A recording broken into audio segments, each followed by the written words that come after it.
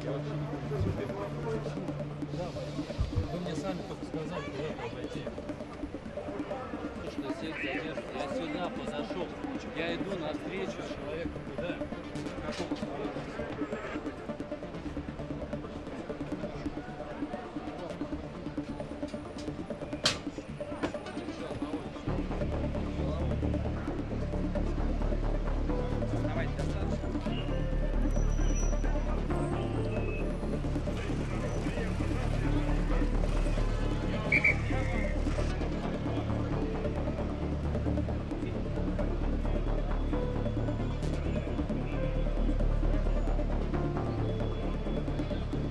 Je suis sûre que si tout le monde était conscient de ce qu'est réellement le réchauffement climatique, tout le monde serait en train d'agir. Aujourd'hui, il y a vraiment plus de temps à perdre. Il faut qu'on agisse par tous les moyens possibles et envisageables pour lutter contre le réchauffement climatique. Le GIEC nous dit qu'on a jusqu'à 2030 pour tout changer. Ça ne veut pas dire qu'on a jusqu'à 2030 pour commencer à agir, mais on a jusqu'à 2030 pour tout changer. Il y a le secrétaire général de l'ONU qui a dit qu'on a jusqu'à 2020, donc l'année prochaine, pour commencer à inverser la trajectoire.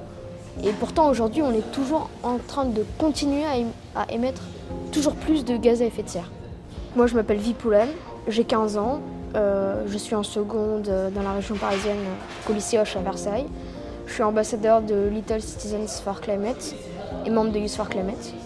Donc je suis engagée pour le climat. Depuis tout petit, j'ai une affection particulière envers la nature, les animaux, etc. Puis j'ai perdu mon père en 2016, donc ça a été aussi un petit déclic. Je me suis dit qu'on n'était que de passage, et que pourtant on est en train de tout bouleverser sur notre planète. Puis après, je me suis investie au fur et à mesure. Au début, c'était individuellement. Après, j'ai essayé d'en parler aux autres. Je me suis inscrite dans des petits collectifs. J'étais au conseil municipal des jeunes de ma ville. Puis après, je suis donc devenue ambassadeur de Little Citizens for Climate. Et maintenant, je fais aussi les grèves. Et je participe au mouvement Youth for Climate. Puis il y a aussi tous les discours de Greta, toute la mobilisation au niveau mondial qui m'ont donné envie d'agir, on va dire. Dans ma vie personnelle, évidemment, que je suis végétarien, je mange local, tout ce que vous voulez. Je ne consomme pas tout ce qui ne sert à rien, etc. Mais aujourd'hui, c'est vraiment à un niveau plus global qu'il faut agir pour lutter contre le changement climatique. Donc j'essaie de m'investir pour que des choses changent au niveau mondial ou national. Avec un collectif qu'on a à Marly-le-Roi, donc Fridays for Future Marly-le-Roi, inspiré donc, du collectif Fridays for Future. On essaie de mettre en place des repas végétariens dans les cantines scolaires, avoir plus de transports en commun.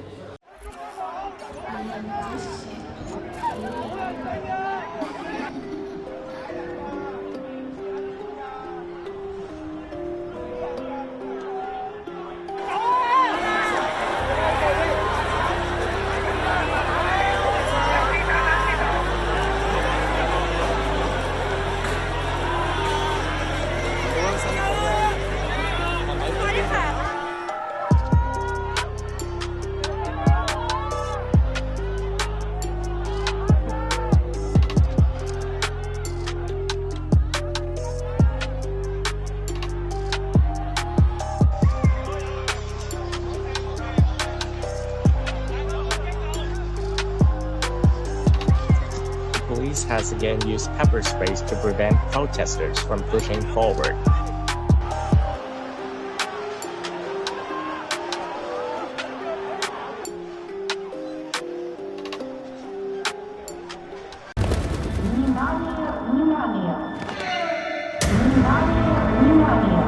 Cut the phone lines.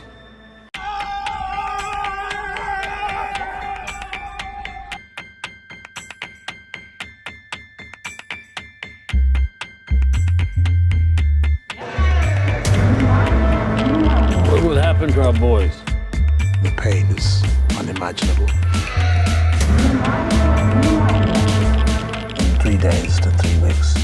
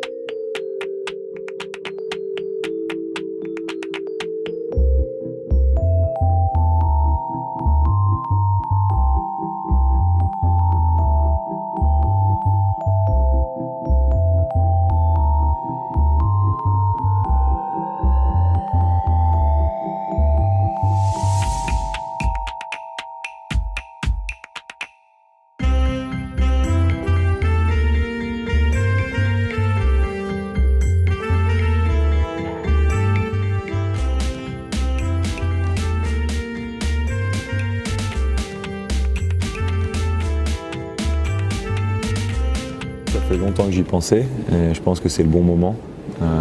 Comme je l'ai dit et expliqué hier, si je peux plus être moi-même, être Tony Parker, ça ne m'intéresse pas de jouer au basket. J'ai toujours joué au basket pour gagner des titres. Et donc là, pour moi, c'était une bonne fin. Après 18 ans de NBA, j'ai l'impression que j'avais plus rien à accomplir. C'est ce que je dis toujours, hein, j'ai l'impression que ma carrière, c'est même mieux que tous les rêves que j'ai pu avoir. Ouais. Parce que quand j'étais enfant, j'ai jamais rêvé d'être MVP des finales ou de gagner un titre. Moi, je rêvais juste d'être en NBA parce que tu sais, les gens, ils ont tendance à oublier. Et à l'époque, moi, quand je suis arrivé en NBA, il n'y avait pas beaucoup d'Européens. On n'était pas beaucoup. Il n'y avait jamais eu un meneur européen qui avait réussi en NBA. Là, maintenant, c'est, on va dire, assez commun, on va dire, d'arriver en NBA. Après, c'est une autre histoire de réussir, mais au moins d'y arriver. Maintenant, il y a quand même beaucoup de joueurs européens qui sont draftés. Mais à l'époque, c'était pas du tout ça à l'époque. C'est un tout, c'est un tout. Maintenant que j'ai mis un terme à ma carrière, je me rends un petit peu compte de tout ce que j'ai réalisé, accompli dans ma carrière. Parce que tu sais, quand tu es dedans, ça va tellement vite, tu as du mal à réaliser.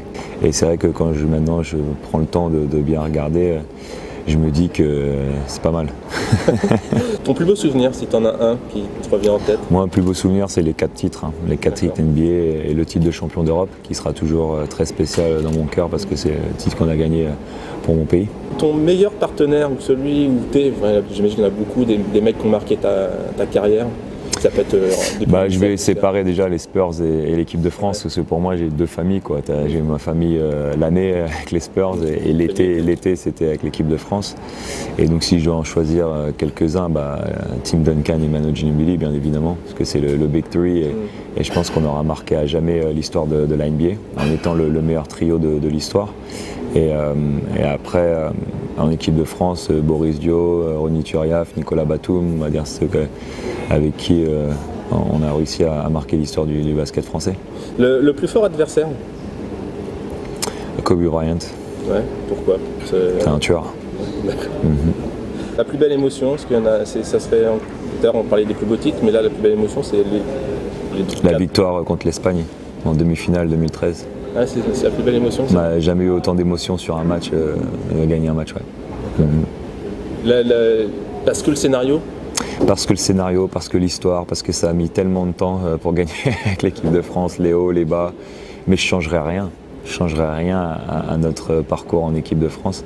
Et je pense que on a la meilleure génération de l'histoire avec, en tout ça, en nombre de médailles, en tout cas, on a la meilleure génération. Donc je ne changerai en rien notre histoire parce que c'est ce qui a rendu cette victoire encore plus belle. Ouais. C'est parce que justement on est passé par tous ces moments-là. Ouais, depuis Zadar. Voilà. Ouais. Et puis après en NBA, je dirais 2014, la plus grande émotion. Même si 2007 c'était incroyable parce que j'ai été MVP des finales, mais 2014, le fait de ne pas aller en finale pendant 6 ans, et est-ce qu'on gagne 3 titres en 5 ans, après on n'y retourne pas pendant 6 ans, et après en 2013, enfin on retourne, on mène 3-2, et je suis à 2 doigts de gagner mon 2e trophée de MVP, et on perd dans les dernières secondes. Et de revenir après l'année d'après en 2014 et de gagner, ça montre une force de caractère de notre équipe. C'était assez incroyable comment on est revenu en 2014 et on a joué peut-être le plus beau basket que j'ai jamais joué dans une équipe aussi forte et c'était tellement beau comment on jouait.